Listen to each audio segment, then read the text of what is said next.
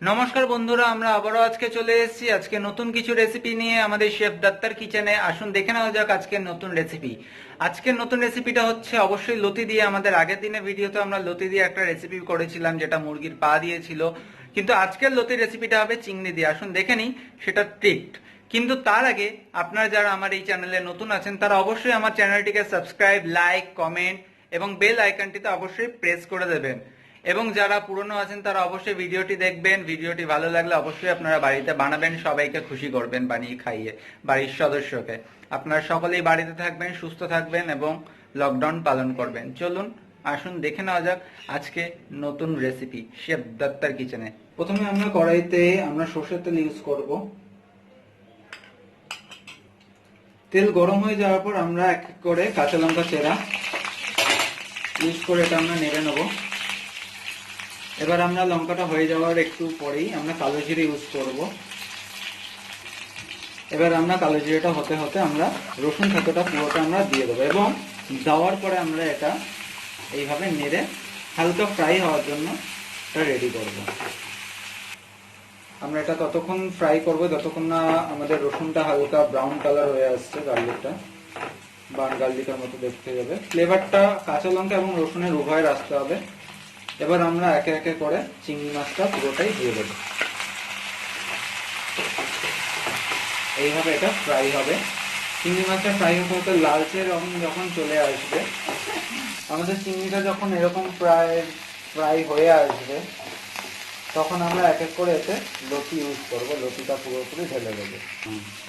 পুরো লতিটা আমরা দিয়ে দিচ্ছি।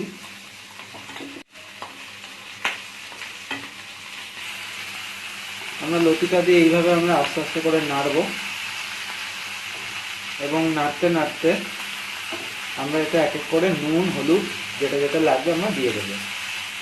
আমরা এতে ইউজ করছি সল্ট স্বাদ মতো, এতে দিচ্ছি হলুদ, এতে দিচ্ছি অল্প জিরে দিয়ে দাঁড়ান।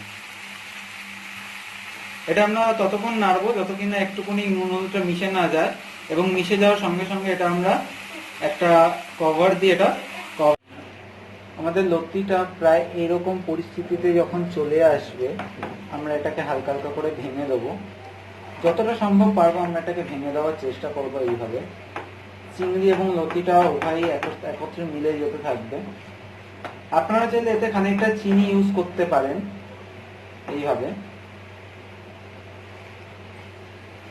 আমরা আরেকটু এটা কুকিং এর জন্য ছেড়ে দেবো, আরেকটু এটা কুকিং হবে।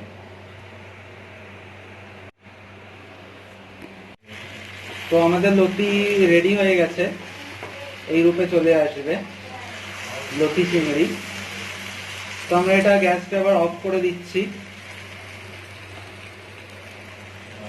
এবং এটা আমরা একটা প্লেটের মধ্যে ঢেলে গরম ভাতের সঙ্গে এটা সার্ভ করব।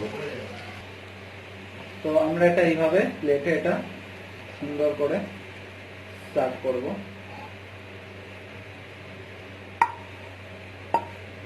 তো বন্ধুরা দেখতেই পাচ্ছেন আপনারা আমাদের লতি রেসিপিটা প্রপারলি তৈরি হয়ে গেছে, আমাদের চিংড়ি লতি।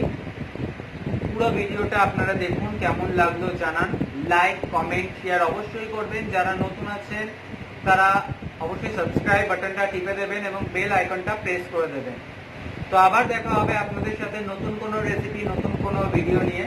ততক্ষণ আমার জন্য আপনারা অপেক্ষা করুন এবং আন্তরিক ভালোবাসার জন্য আপনার অনেক অনেক ধন্যবাদ। Thank you so much.